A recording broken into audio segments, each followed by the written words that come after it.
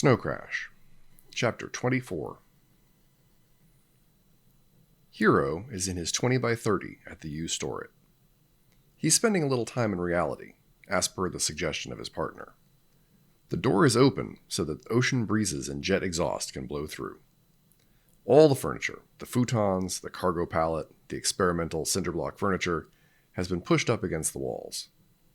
He's holding a 1 meter long piece of heavy rebar with tape wrapped around one end to make a handle.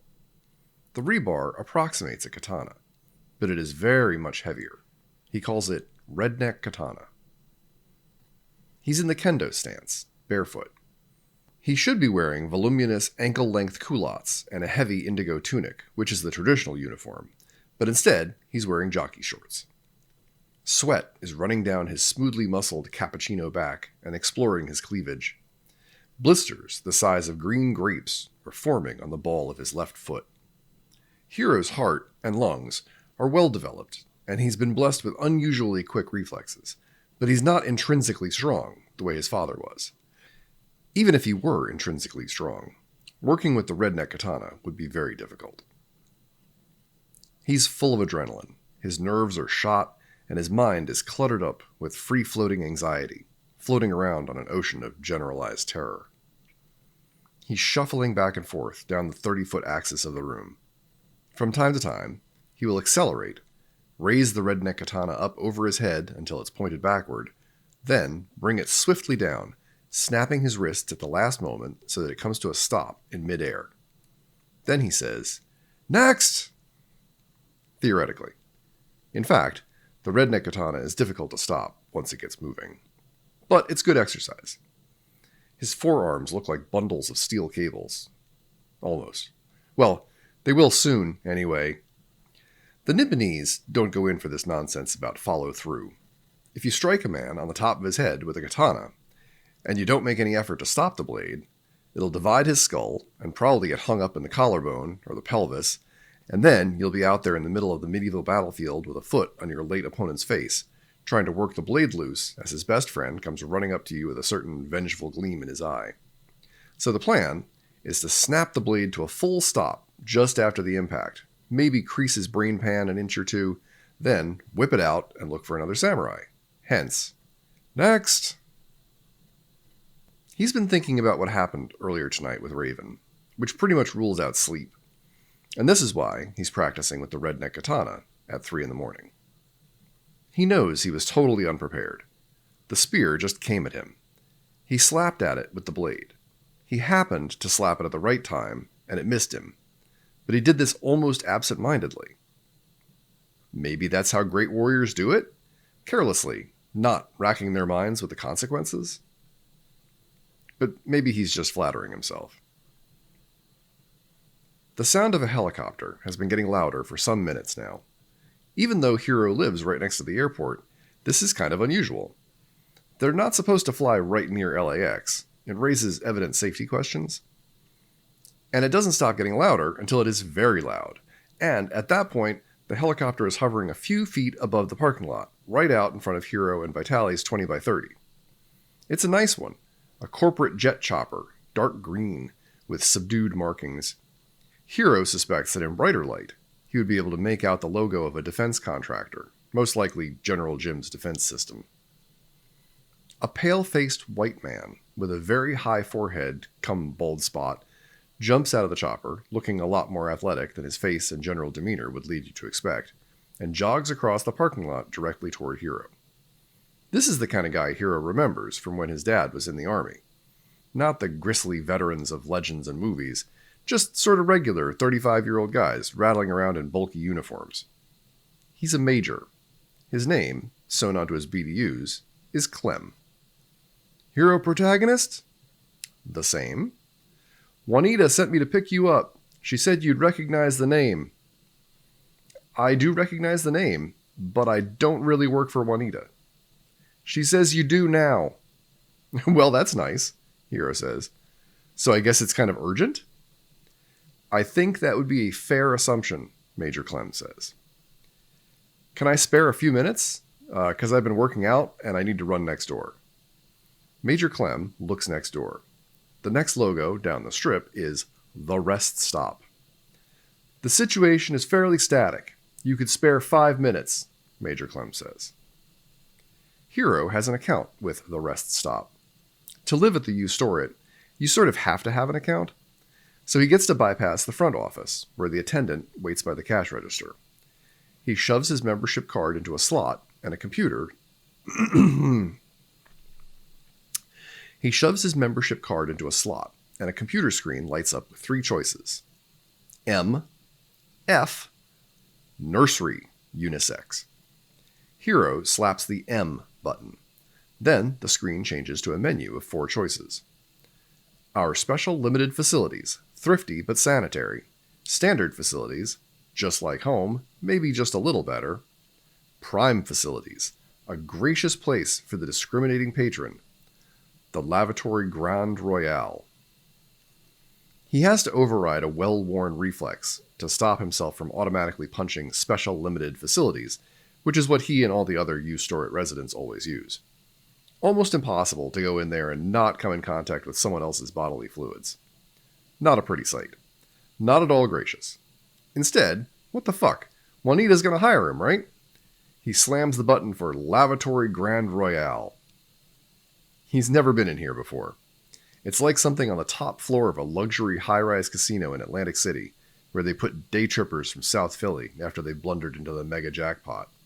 It's got everything that a dim-witted pathological gambler would identify with luxury. Gold-plated fixtures, lots of injection-molded pseudo-marble, velvet drapes, and a butler. None of the You Store It residents ever use the Lavatory Grand Royale.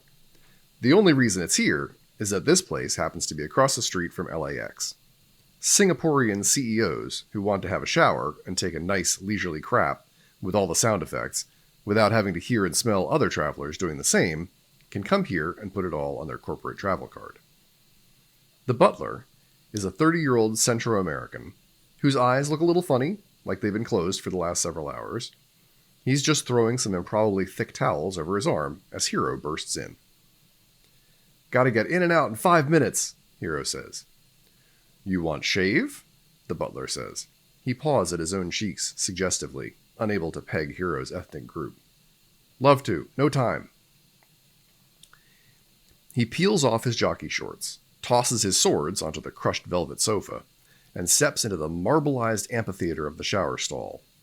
Hot water hits him from all directions at once. There's a knob on the wall so you can choose your favorite temperature. Afterward, he'd like to take a dump, read some of those glossy phone book-sized magazines next to the high-tech shitter, but he's got to get going. He dries himself off with a fresh towel the size of a circus tent, yanks on some loose drawstring slacks and a t-shirt. He throws some Kong bucks at the butler, and he runs out, girding himself with the swords. It's a short flight, mostly because the military pilot is happy to eschew comfort in favor of speed. The chopper takes off at a shallow angle, keeping low so it won't get sucked into any jumbo jets, and as soon as the pilot gets room to maneuver, he whips the tail around, drops the nose, and lets the rotor yank them onward and upward across the basin, toward the sparsely lit mass of the Hollywood Hills. But they stop short of the hills and end up on the roof of a hospital, part of the Mercy chain, which technically makes this Vatican airspace. So far, this has Juanita written all over it. Neurology ward, Major Clem says, delivering this string of nouns like an order. 5th floor, east wing, room 564. The man in the hospital bed is David. Extremely thick, wide leather straps have been stretched across the head and foot of the bed. Leather cuffs, lined with fluffy sheepskin, are attached to the straps. These cuffs have been fastened around David's wrists and ankles. He's wearing a hospital gown that has mostly fallen off. The worst thing is that his eyes don't always point in the same direction. He's hooked up to an EKG that's charting his heartbeat, and even though Hero's not a doctor, he can see it's not a regular pattern. It beats too fast, then it doesn't beat at all, then an alarm sounds, then it starts beating again. He's gone completely blank. His eyes aren't seeing anything. At first, Hero thinks that his body is limp and relaxed, but getting closer, he sees that David is taut and shivering, slick with perspiration. "We put in a temporary pacemaker," a woman says. Hiro turns. It's a nun who also appears to be a surgeon. "How long has he been in convulsions?" "His ex-wife called us in, said she was worried." Juanita. "Yes. When the paramedics arrived, he had fallen out of his chair at home and was convulsing on the floor. You can see a bruise here, where we think his computer fell off the table and hit him in the ribs. So to protect him from further damage, we put him in 4 points. But for the last half hour, he's been like this, like his whole body is in fibrillation. If he stays this way, we'll take the restraints off." "Was he wearing goggles?" "I don't know. I can check for you." "But you think this happened while he was goggled into his computer?" "I really don't know, sir. All I know is he's got such cardiac arrhythmia that we had to implant a temporary pacemaker right there on his office floor. We gave him some seizure medication, which didn't work, put him on some downers to calm him, which worked slightly, put his head into various pieces of imaging machinery to find out what the problem was. The jury is still out on that." "Okay, well, I'm going to go look at his house," Hiro says. The doctor shrugs. "Let me know when he comes out of it," Hiro says. The doctor doesn't say anything to this.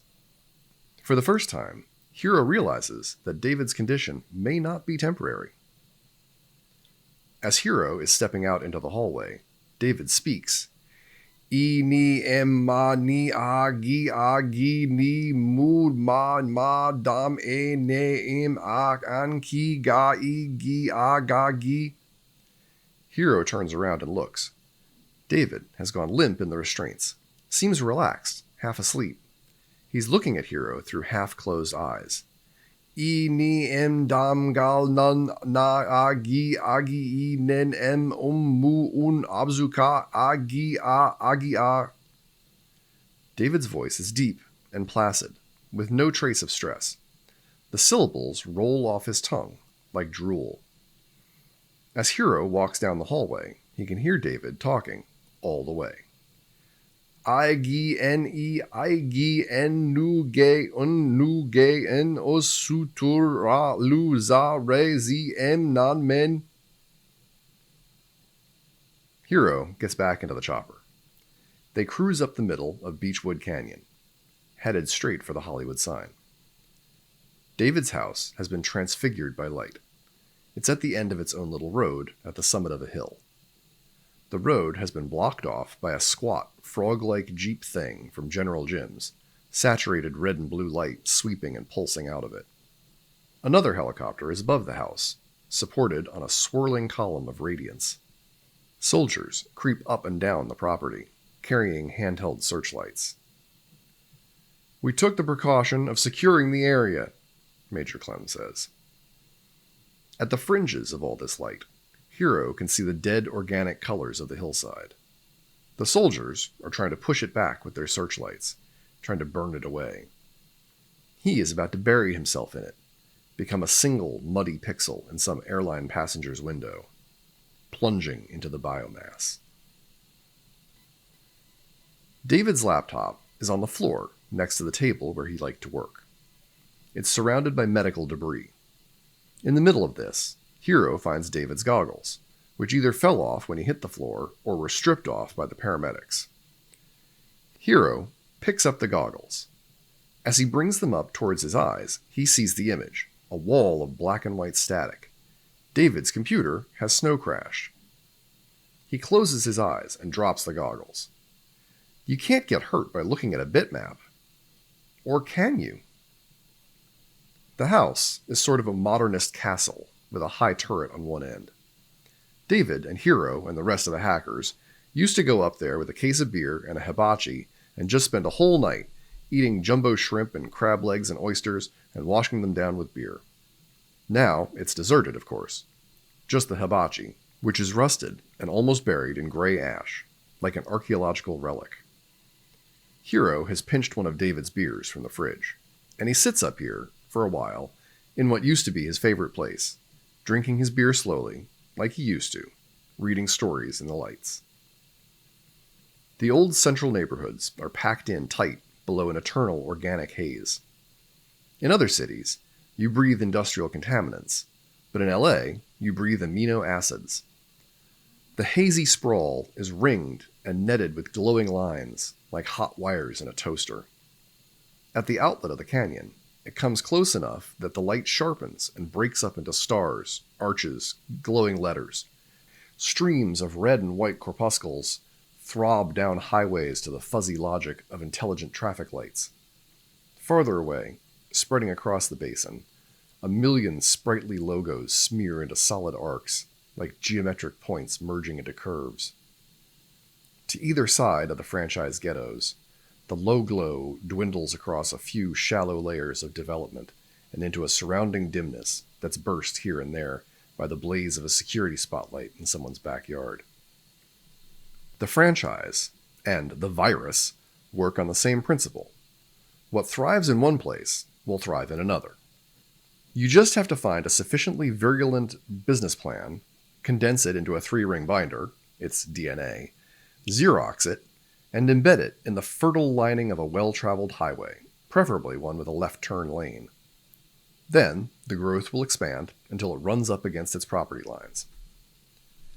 In olden times, you'd wander down to Mom's Cafe for a bite to eat and a cup of joe, and you'd feel right at home. It worked just fine if you never left your hometown. But if you went to the next town over, everyone would look up and stare at you when you came in the door, and the blue plate special would be something you didn't recognize. If you did enough traveling, you'd never feel at home anywhere. But now, when a businessman from New Jersey goes to Dubuque, Iowa, he knows he can walk into a McDonald's and no one will stare at him. He can order without having to look at the menu, and the food will always taste the same. McDonald's is home, condensed into a 3-ring binder and Xeroxed. No surprises is the motto of the franchise ghetto. Its good housekeeping seal, subliminally blazoned on every sign and logo that make up the curves and grids of light that outline the basin. The people of America, who live in the world's most surprising and terrible country, take comfort in that motto. Follow the low glow outward to where the growth is enfolded into the valleys and the canyons, and you find the land of the refugees. They've fled from the true America, the America of atomic bombs, scalpings, hip-hop, chaos theory, cement overshoes, snake handlers, spree killers, spacewalks, buffalo jumps, drive-bys, cruise missiles, Sherman's March, gridlock, motorcycle gangs, and bungee jumping. They've parallel parked their bimbo boxes in identical computer-designed burbclave street patterns and secreted themselves in symmetrical sheetrock shitholes with vinyl floors and ill-fitting woodwork and no sidewalks, vast house farms out in the low-glow wilderness, a culture medium for a medium culture. The only ones left in the city are street people, feeding off debris, immigrants thrown out like shrapnel from the destruction of the Asian powers, young bohos, and the techno-media priesthood of Mr. Lee's Greater Hong Kong. Young, smart people like David and Hero who take the risk of living in the city because they like stimulation and they know they can handle it.